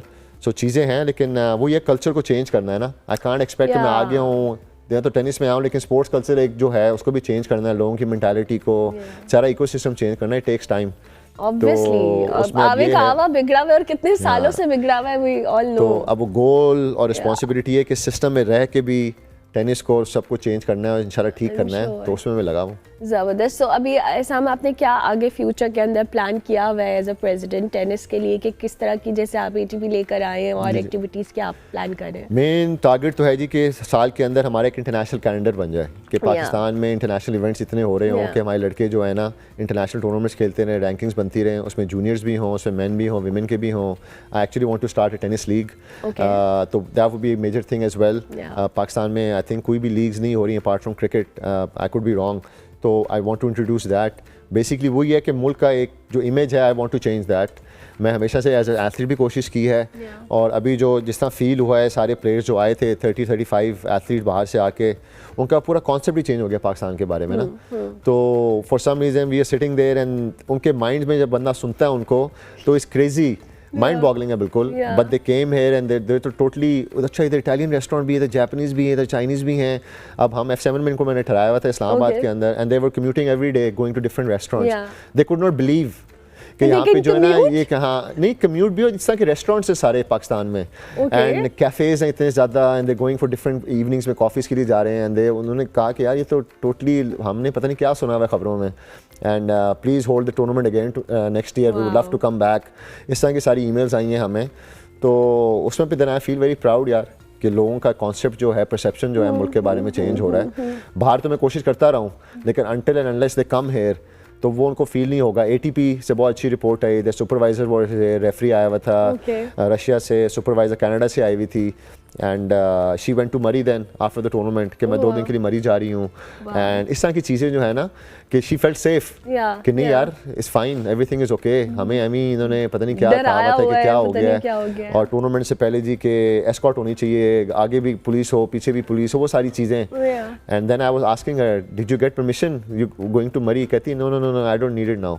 तो मैं she was feeling so relaxed about it. तो उसमें फिर बंदे को बहुत अच्छा लगता है यार कि मुल्क माशाल्लाह ठीक है अपनी अपनी चीज़ें, लेकिन there lot of good things, and main जो चीज़ है हमारी, स्पोर्ट्स लविंग पीपल हैं, केयरिंग पीपल हैं, फ्रेंडली पीपल हैं, और वो हर जगह मुझे ये कि जहाँ भी जाते हैं there saying hello, hi, morning, good afternoon, ये वो नॉर्मली जगहों पे नहीं मिलता। You guys are so friendly, loving, would love to come back. तो इस तरह की चीज़ें को तो मज़ा आता है, तो अल्लाह करे इंशाल्लाह वापस और अगले साल लेके आएँ। एंड टारगेट ये है, उसके साथ साथ नेशनल टूर्नामेंट्स होते रहें, टीमों को बाहर भेजते रहें, और जो गोल है कि ग्रैंड स्लैम लेवल प्लेयर बनाना है मैंने इंशाल्लाह अपने बाद, तो उसके लिए लगा हुआ हूँ। एंड इंशाल्लाह फील के इंशाल्लाह फ्यू इयर्स में जूनियर्स में इंशाल्लाह will C some players playing Grand Slam इंशाल्लाह। साम वैसे ऑन अ लाइटर नोट, बहुत सारे जब लोग अपना सक्सेसफुल करियर निकाल लेते हैं, फिर वो एंड पे पॉलिटिक्स में आते हैं। Do you have any such plans? नहीं, पॉलिटिक्स में नहीं, कभी भी नहीं, कभी रहा भी नहीं, खेलते हुए भी नहीं रहा बिल्कुल। एंड आई थिंक स्पोर्ट्स है, स्पोर्ट्स में रहना चाहिए। स्पोर्ट्स को अगर चेंज कर सकता हूँ मैं, तो probably stay involve in sports के साथ ही कोई सेक्टर लगा रहे।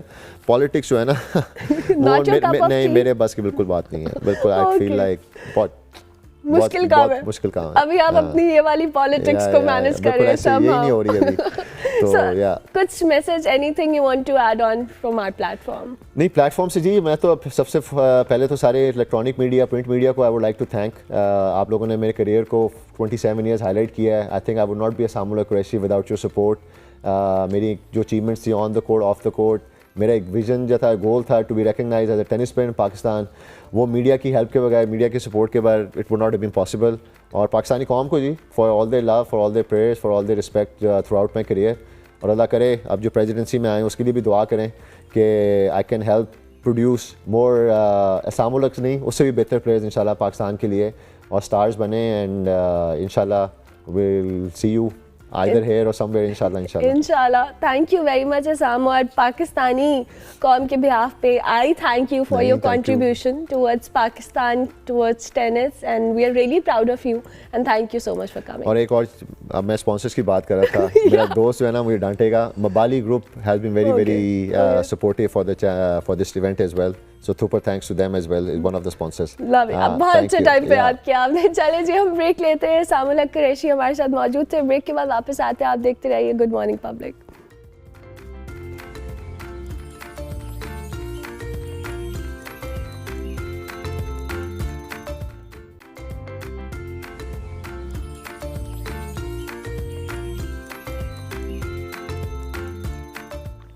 Welcome back to good morning public. जी ब्रेक के बाद वापस आ गए। पंजाब हुकूमत ने शहरी हिफाजत को महफूज बनाने के लिए पंजाब सेफ सिटी अथॉरिटी की जो पब्लिक सेफ्टी ऐप है इसमें नया फीचर मुतारिफ करवाया है, जिसके तहत शहरी अपनी मोबाइल फ़ोन्स को एमरजेंसी में बराह रास्त सेफ सिटी कंट्रोल रूम से मुंसलिक करके लाइव वीडियो फीड फराहम कर सकते हैं। ये कदम फौरी इमदाद हो हंगामी सूरत हाल की जो दुरुस्त तशख़ीस है उसके लिए फ़ायदेमंद साबित हो सकता है और शहरियों की ज़िंदगी बचाने में भी एक अहम जो कह लें टेक्नोलॉजिकल डेवलपमेंट के तौर पे भी सामने आया है। ताहम इस फीचर के नफा से जो प्राइवेसी है इसके ख़तरात भी पैदा हो रहे हैं।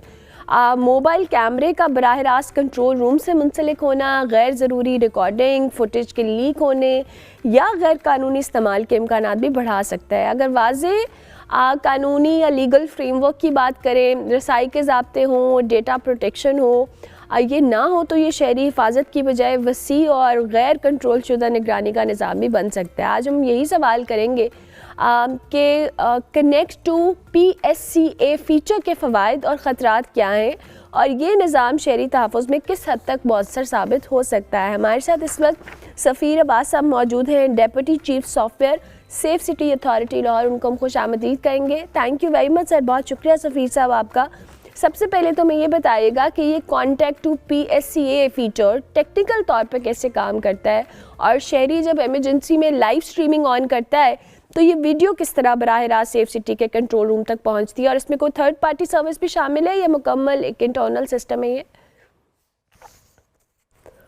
सबसे पहले तो बहुत शुक्रिया शो में इनवाइट करने के लिए। अच्छा, जो कनेक्ट टू PSCA या कनेक्ट टू सेफ सिटी का फीचर है पब्लिक सेफ्टी ऐप में, ये इस तरह काम करता है कि अगर कोई भी शहरी कहीं पब्लिक प्लेस पे कहीं पे देखता है कि कहीं पे वारदात हो रही है, कहीं पे हरासमेंट हो रही है, एरियल फायरिंग हो रही है या इस तरह का कोई भी क्राइम हो रहा है और वो शहरी उसको रिकॉर्ड करके सेफ सिटी के साथ शेयर करना चाहता है, तो वो क्या करेगा कि अपनी पब्लिक सेफ्टी ऐप ओपन करेगा और कनेक्ट टू PSCA पे टैप करेगा।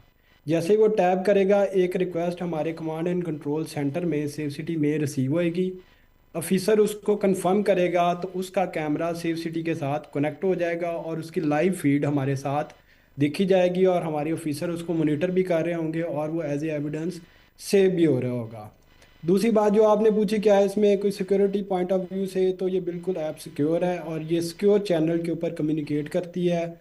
इसके ऊपर कोई थर्ड पार्टी इन्वॉल्व नहीं है, ये डायरेक्ट जो हमारा यूज़र है और सेफ सिटी है इसके दरमियान कम्युनिकेशन हो रही होती है और इसका डेटा हमारे डेटा सेंटर के अंदर सेफ हो रहा होता है और वो सिर्फ रिस्ट्रिक्टेड जो हमारे ऑफिसर्स हैं, जो मुतलका ऑफिसर हैं जो कि उसकी इन्वेस्टिगेशन के अंदर इन्वॉल्व होते हैं, वही इस रिकॉर्ड को सिर्फ देख सकते हैं। ये पब्लिकली अवेलेबल नहीं होता, तो इसलिए ये हमारी ऐप बिल्कुल सिक्योर है, उसमें कोई थर्ड पार्टी इन्वॉल्व नहीं है। और इस फीचर का जो बेसिकली पर्पस क्या है, यानी सिस्टम के ज़रिए कंट्रोल रूम को कौन सी जो कहा जाए कि नई मालूमात हैं, जो रियल टाइम इंडिकेशंस हैं वो मिलती हैं जो पहले दस्तयाब नहीं थी और इससे जो इमरजेंसी रिस्पांस में क्या नुमाया फ़र्क आएगा?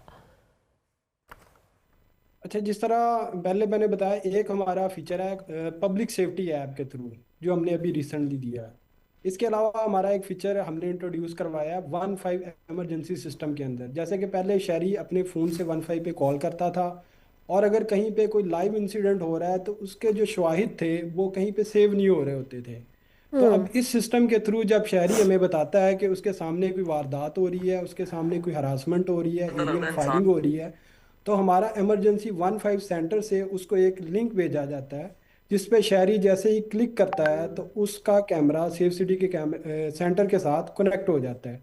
तो इस तरह पहले नॉर्मल 15 कॉल के ऊपर वॉइस कॉल के थ्रू हमारे ऑफिसर कम्युनिकेट कर रहे होते थे, जबकि इस नए फीचर के साथ अब शहरी उस मौके की जो एविडेंस है वो भी लाइव शेयर कर रहे होते हैं।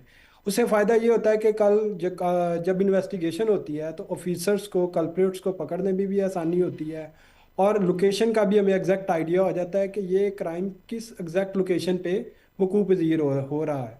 तो इसलिए इस फीचर से हमें बहुत ज़्यादा रिस्पांस करने में भी बहुत ज़्यादा आसानी हो रही है। ठीक है, मुझे ये भी सफ़ीर साहब बताइएगा कि जो लाइव वीडियो स्ट्रीमिंग है इसकी रिकॉर्डिंग फ्यूचर में किस पर्पस के लिए इस्तेमाल की जाएगी और क्या यह फुटेज अदालत हो, इन्वेस्टिगेशन है और किसी भी सरकारी इदारे के लिए शेयर की जा सकती है, और अगर हाँ तो शहरी की रजामंदी या कंसेंट भी बताइएगा।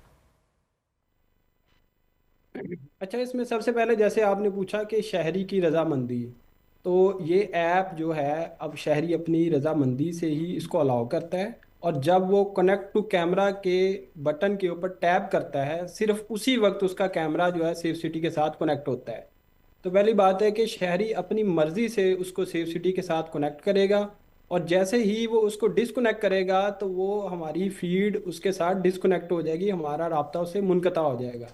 तो शहरी अपनी मर्ज़ी से अगर वो चाहे तो 2 मिनट की वीडियो हमारे साथ शेयर कर सकता है, चाहे तो 4 मिनट की कर सकता है। तो it's totally depend on the citizen, वो अपनी मर्ज़ी से इसको शेयर कर रहा है। दूसरी बात आप पूछ रहे हैं कि क्या फ्यूचर में इसका क्या मुस्तकबिल होएगा। तो सेफ सिटी के कैमरा जैसा कि पूरे पंजाब के अंदर लग रहे हैं, इसी तरह बहुत सारे ऑफिस के अंदर जहाँ पे कहीं कोई हरासमेंट हो रही है, जहाँ पे सेफ सिटी का कैमरा नहीं है, तो इस फीचर के through with in the building भी सिटीज़न उस क्राइम के शवाहिद हमारे साथ शेयर कर सकते हैं। ठीक है, ठीक है। अच्छा सफ़ीर साहब, मुझे ये भी बताएं कि मोबाइल से जो आने वाली वीडियो फीड है उसको कंट्रोल रूम तक पहुंचाने के लिए जो इस्तेमाल होने वाला सिस्टम है, इसमें साइबर सिक्योरिटी के क्या इंतज़ामात है, और अगर कोई बैंकिंग या हैकिंग या जो वीडियो लिंक है, तो ये सारी कोई चीज़ लीक होती है तो इसकी ज़िम्मेदारी किस पे होगी? अच्छा, इसमें हमारे ऑफिस के अंदर एक हमारी प्रॉपर साइबर सिक्योरिटी और इंफॉर्मेशन सिक्योरिटी की टीम है, जो कि हमारी तमाम एप्लीकेशंस को लाइव होने से पहले प्रॉपरली उसकी पेनिट्रेशन टेस्टिंग करती है, उसको एथिकल हैकिंग के प्रोसेस से गुजारा जाता है, और उसके बाद हम उसको प्ले स्टोर पे अपलोड करते हैं। प्ले स्टोर के अपने भी पॉलिसीज़ हैं, उसके अपने मैकेनिज़्म हैं जो कि सिक्योरिटी के स्टैंडर्ड्स को देखते हुए ऐप को लाइव करते हैं। अगर ऐप के अंदर कोई इस तरह की कोई वल्नरेबिलिटी हो, कोई इस तरह का सिक्योरिटी बग हो, तो उसको प्ले स्टोर या एप्पल स्टोर लाइव ही नहीं जाने देता। तो इस तरह ये मल्टीपल चेक्स के थ्रू पब्लिक तक ये ऐप हमारी जाती है। उसके अलावा हमारा सेफ सिटी का अपना डाटा सेंटर है जो कि Tier 3 लेवल का सर्टिफिकेशन हमारे पास है। तो हमारे प्रॉपर ऑफिसर्स उन डाटा सेंटर्स को मोनीटर कर रहे होते हैं, जिसमें हमारे पास डिफरेंट सिक्योरिटी की फायरवॉल्स लगी हुई हैं जो कि ट्रैफिक को मोनीटर कर रही होती है कि कोई हैकिंग या इस तरह की एक्टिविटी तो नहीं हो रही। तो इस तरह ये हमने अपने सिस्टम को फुली तौर पे सिक्योर बनाया हुआ है। ठीक है, इस टेक्निकल सिस्टम की जो मिसयूज़ प्रिवेंशन है वो कैसे यकीनी बनाई जा रही है? अच्छा, इसमें हमने डाटा प्राइवेसी के पॉइंट ऑफ व्यू से है कि जो हमारा एजेंट कॉल ले रहा होता है, जो हमारा ऑफिसर 15 पे कॉल ले रहा होता है, वही उसको मॉनिटर करता है, और जैसे ही वो उस केस को सेव करता है तो हमारा एक अगला सेंटर है DCC, जिसे हम डिस्पैच कंट्रोल सेंटर कहते हैं। डिस्पैच कंट्रोल सेंटर में भी सिर्फ मुतलका ऑफिसर को एक्सेस होती है कि जो इस केस के साथ अटैच वीडियो को देख सकता है। इसके अलावा बाकी ऑफिसर इरेलेवेंट कोई भी बंदा उसको देख नहीं सकता। तो इस तरह हमने उसको प्रॉपरली रेलेवेंट बंदे को सिर्फ वीडियो के राइट्स दिए हैं जो उसको वो देख सकता है अपनी मर्जी से। ठीक है, आखिर में हमें ये बताएं कि आम शहरी कैसे इस ऐप को बासानी तौर पर इस्तेमाल कर सकते हैं, और आप हमारे प्लेटफॉर्म से देखने वालों को क्या मैसेज देंगे? शहरियों से गुजारिश है कि वो बिला वजह गैर ज़रूरी वीडियो शेयर करने से इजतनाब करें। ये फीचर हमने basically for the sake of emergency बनाया है कि अगर कहीं पे लाइव कोई क्राइम हो रहा है, कोई इस तरह के वाक़यात वकूफ़ पज़ीर हो रहे हैं जिसके वीडियो एविडेंस जो लॉ इन्फोर्समेंट एजेंसीज़ के साथ शेयर करना ज़रूरी है, सिर्फ उस सूरत में इस फीचर को इस्तेमाल करें। गैर ज़रूरी इसको इस्तेमाल करने से दरेक करें। इससे हमारे रिसोर्सेज का काफ़ी ज़्यादा टाइम इररेलेवेंट कॉल्स के अंदर ज़ाया हो जाता है। ठीक है, thank you very much Safeer Abbas साहब, बहुत शुक्रिया। Deputy chief software safe city authority Lahore हमारे साथ मौजूद थे जी, इस नई एप्लीकेशन के हवाले से हमें बता रहे थे। ब्रेक लेते हैं, ब्रेक के बाद वापस आते हैं।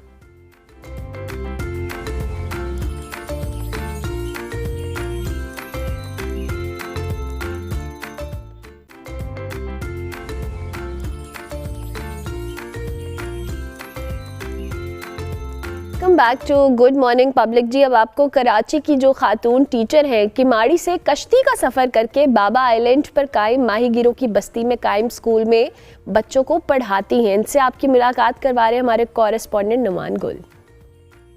गुड मॉर्निंग पब्लिक में मैं आपका मेज़बान सैयद नुमान गुल आपकी खिदमत में हाजिर हूँ। ये सिर्फ एक कश्ती के सफ़र में मैं मौजूद नहीं हूँ, बल्कि ये मुस्तकबिल तक जाने का वो रास्ता है जहाँ हर लहर के साथ तालीम की उम्मीद आगे बढ़ रही है। आइए आपको एक ऐसे ही करैक्टर से मिलवाने जा रहे हैं, एक ऐसे ही किरदार से मिलवाने जा रहे हैं जो तालीम की रोशनी समंदर पार भी रोशन करने में मसरूफ़ अमल है।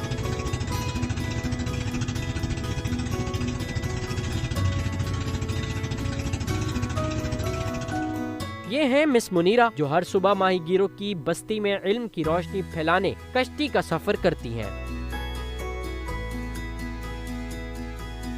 लहरों पर चलती, हवा से डगमगाती कश्ती मुनीरा के हौसलों को कभी रोक ना सकी। जी, तो मिस मुनीरा हमारे साथ मौजूद हैं और वो किसी एक खास काम के लिए बाबा आइलैंड जा रही हैं। उनसे गुफ्तगू करते हैं। बताइएगा मिस मुनीरा, हम कहाँ जा रहे हैं और क्यों जा रहे हैं? हम बाबा आइलैंड की डीएमसी गवर्नमेंट स्कूल की तरफ जा रहे हैं। इस आइलैंड पर मैं एक टीचर ट्रेनर की तरह जाती हूँ और मैं यहाँ के टीचर्स को ट्रेन करती हूँ बच्चों के साथ एक अर्ली लर्निंग सेंटर में काम करने के लिए।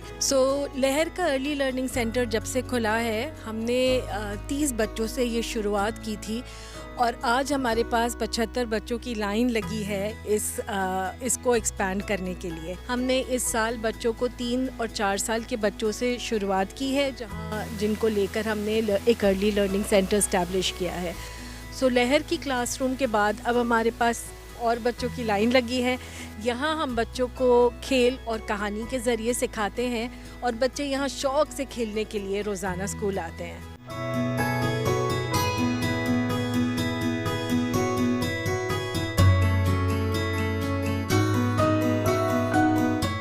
बाबा भिट आइलैंड पर कायम सरकारी स्कूल के बच्चों को कहानियों के जरिए तालीम के जेवर से आरास्ता करती हैं। मुनीरा के लिए तालीम का ये मिशन नन्हे जहनों को इल्म के जरिए मुस्बत पैगाम देना है।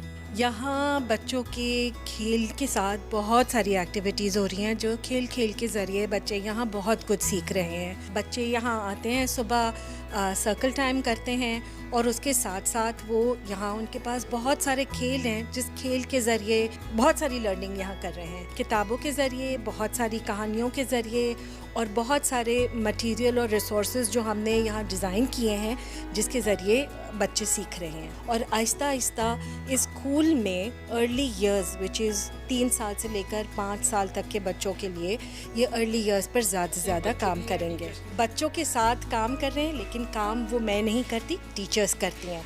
इसका मतलब जो मैं टीचर्स को सिखाती हूँ वो क्लासरूम में होता है।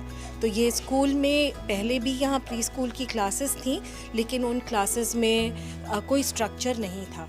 जो हम ट्रेनिंग के ज़रिए और ये जो कहानी और अलग अलग लर्निंग, हैंड्स ऑन लर्निंग के ज़रिए टीचर्स जो हैं हम ट्रेन करके जब क्लासरूम में जाती हैं तो वो वहाँ बच्चों के साथ काम करती हैं। जो टीचर्स हैं वो इसी आइलैंड की हैं।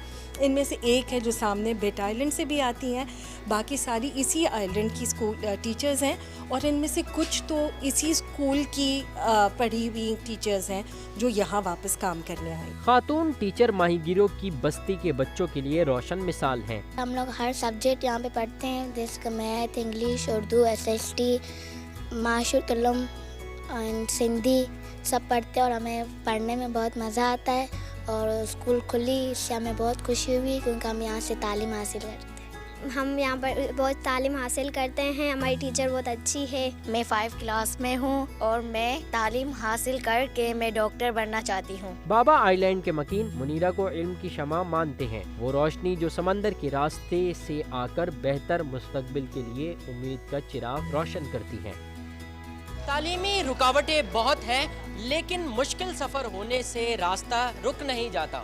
मिस मुनीरा जैसी मिसाल हमारे सामने मौजूद है, जो इल्म की शम्मा रोशन करने के लिए इन तमाम रास्तों को उबूर कर कर समंदर क्रॉस करती है। कैमरामैन अब्दुल्ला बदर के साथ सैयद नुमान गुल, पब्लिक न्यूज़, कराची। जी जनाब, प्रोग्राम का वक्त ख़त्म हुआ। इंशाल्लाह मेरी आपसे मुलाकात होगी अब मंडे को, लेकिन जाते जाते आपको NCA के किताब घर लिए चलेंगे, जिसका पहला हिस्सा हम आपको दिखा चुके हैं। अब आप उसका दूसरा हिस्सा देखें।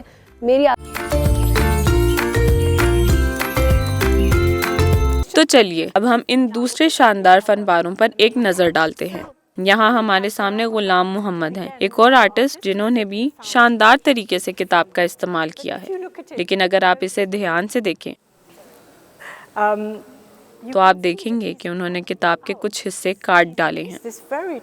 उन्होंने एक बहुत ही रिवायती और इस्लामी टेक्निक का इस्तेमाल किया है, जिसे आप तुर्क और मुगल आर्टिस्ट के कामों में भी देख सकते हैं, जहां वो अशिया को काटकर नए अंदाज में पेश करते हैं। और फिर हमारे पास शानदार अतिया जावेद है, जो किताबों से मोहब्बत करती हैं, लेकिन वो इन्हें कपड़े से बनाती हैं। और आप में से कुछ ने इनका काम कुछ माह पहले व्हाइट वॉल गैलरी में भी देखा होगा। उन्होंने मुझे PDF भेजी थी और मैं उनके कामों से बिल्कुल दंग रह गई थी। लेकिन यहाँ कुछ उनकी अपनी किताबें हैं। वो अपने खानदान की कहानियाँ इनमें शामिल करती हैं और इन पर हाथ से सिलाई करती हैं, जो कि वाकई शानदार है। और ये हैं हमारे बाकमाल आर्टिस्ट मुसव्विर शब्बीर, जो यहाँ काम करते हैं। वो बेहतरीन प्रिंट मेकर हैं और साथ ही बहुत खूबसूरत ड्राइंग करते हैं और एचिंग भी करते हैं। तो मेरी ख्वाहिश है कि वो यहाँ होते ताकि आपको ये समझा पाते, लेकिन वो इसे रोशनी और नुकसान की किताब कहते हैं।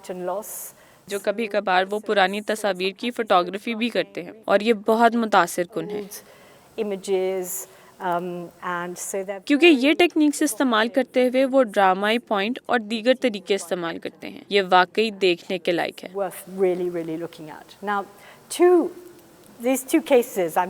ये 2 केसेस, मैं इन केसेस पर बहुत फख्र महसूस करती हूँ, क्योंकि ये किताबों के हवाले से कुछ मुख्तलिफ दिखाते हैं। ये एक लिखारी और आर्टिस्ट के दरमियान का रिश्ता दिखाता है। तो आप सबको यकीनन अजीम लिखारी मुस्तनसन हुसैन तारर के बारे में इल्म होगा। और दरअसल अगर आप मेरी बात गौर से सुन लें तो मैं यहाँ से कुछ पढ़ना चाहती हूँ।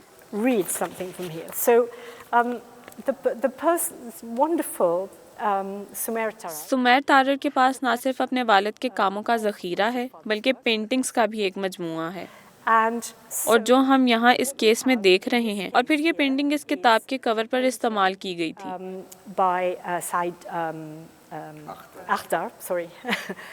और फिर हमारे पास ये खूबसूरत पेंटिंग है अली काजिम की, जो इस किताब के कवर के लिए इस्तेमाल हुई थी। तो मैं बहुत दिलचस्पी रखती हूँ कि ये रिश्ता कैसे कायम हुआ।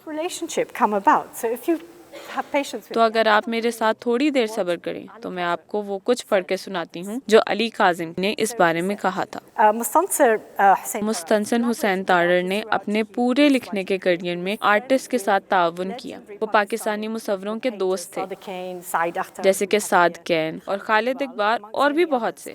मेरी अपनी वाबस्तगी एक आइकॉनिक शख्सियत जैसे कि तारर साहब हैं, और ना सिर्फ मेरी बल्कि मेरी नस्ल के बहुत से पाकिस्तानियों की भी बचपन में शुरू हुई। वो हर सुबह एक मशहूर डेली शो पर नजर आते थे जो नेशनल टीवी चैनल PTV पे नशर होता था। मुझे याद है कि मेज़बान की हैसियत से वो आर्टिस्ट को मदऊ करते थे कि वो एक बड़े बोर्ड पर लाइव ड्राइंग सिखाएं। इन सेशंस को देखकर जो उस वक्त लाइव नशर होते थे, मेरे अंदर बचपन से ही ड्राइंग में दिलचस्पी पैदा हो गई थी। बाद में मुझे ये पता चला कि वो एक मशहूर मुसन्निफ और सफ़रनामा निगार हैं। इनका लिखा इतना दिलचस्प था कि उनकी ज़बरदस्त तफसीलात से मुतासिर होकर उनके किसी एक रूट का इस्तेमाल करते हुए शुमाली इलाकों में वाक़या मशहूर फेरी मेडोज़ तक पहुँचा।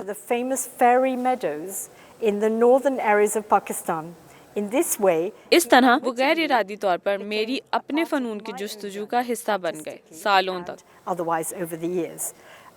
उनकी शख्सियत और लफ्ज़ों के साथ मेरी दिलचस्पी बागी होने के बाद भी बरकरार रही। मैं उनसे ज़ाती तौर पर मिलने लगा, न किसी रस्मी वजह से, बल्कि सिर्फ उनकी बातें सुनने के लिए। उनकी कहानियाँ सुनना इंतहाई दिलचस्प था, जो हमेशा गहरी और ज़्यादा मायने खेज़ गुफ्तगू में बदल जाती थी। उनकी मौजूदगी में बैठना ऐसा लगता था जैसे आप किसी सहराए में बैठे हों, जहाँ मुख्तलिफ इलाकों से आने वाले मुसाफिर जमा होकर कहानियाँ सुनाते और ख्यालात का तबादला करते हों।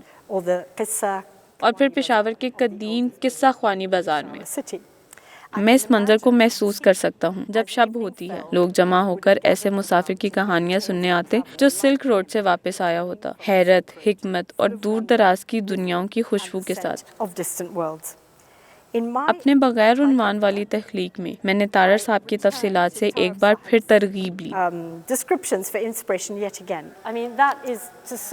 यानी ये वाकई हैरत अंगेज है। तो मैंने 3 दिन पहले अली काजिम को पैगाम भेजा था और कहा था कि आप इस रिश्ते के बारे में कुछ कह सकते हैं।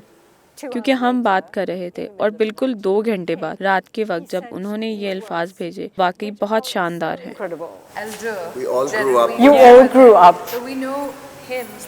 Because it was the first time we had morning TV. Yes, Chacha ji. We never had morning TV, and we used to get up for school, and he was the host of the 2 hours that we had of morning TV. Because we used to just have the 1P TV, and it used to start at 4 in the afternoon with a prayer, and then followed by a cartoon, and that was the only cartoon that you got. And then all of a sudden there was morning TV, and you had like another cartoon, and then you had these drawings, and it was very exciting. That's so lovely. और ये बहुत ही दिलचस्प था, ये कमाल है, ये शानदार है। तो ये बस एक किस्म की किस्मत थी, आप जानते हैं, जैसे ये सब चीजें खुद ब खुद सामने आ गईं। और फिर हम वापस आते हैं कैसर इरफान की तरफ। तो उन्होंने ये शानदार तख्लीकात तख्लीक की हैं जो किताबों की तरह हैं, और आप उनके बारे में मजीद टेक्स्ट में पढ़ेंगे। मैं नहीं चाहती कि आपका वक्त ज्यादा लूं, लेकिन ये इतनी कीमती अशिया हैं। वो लकड़ी पर पेंट करते हैं या कभी कभार कपड़ा भी होता है जो चिपका दिया जाता है, लेकिन आप बमुश्किल ही इसे देख पाते हैं, और ये अपनी मादी शक्ल में बिल्कुल लाजवाब हैं। तो ये एक किताब की तब्दीली है। उन्होंने ग्राफाइट इस्तेमाल किया है, ये नाकाबिले रसाई है। तो आप समझते हैं कि आपको पता है कि ये क्या है, लेकिन हकीकत में ऐसा नहीं है। और फिर ये सारा मुमताज़ हैं जो बहुत ही प्यारी हैं। उन्होंने यादों का एक बाग तख्लीक किया है और इन खूबसूरत परिंदों और फूलों के कटआउट बनाए हैं। ये बिल्कुल हैरत अंगेज है। और फिर एक इत्तेफाक की बात ये थी कि आपके वाइस चांसलर, पता चला कि वो हमेशा अपने साथ एक स्केच बुक रखते हैं, और चूँकि वो अक्सर ट्रैफिक में फंस जाते हैं तो वो अपनी स्केच बुक निकालते हैं और अपने जूते और पाँव की ड्राइंग करते हैं, और यही हम यहाँ देख रहे हैं। और मैंने सोचा कि ये दरअसल बहुत मुनासिब अंदाज में बनाया गया है। आपका बहुत शुक्रिया, यकीनन आखिर तक रुकने का बहुत शुक्रिया।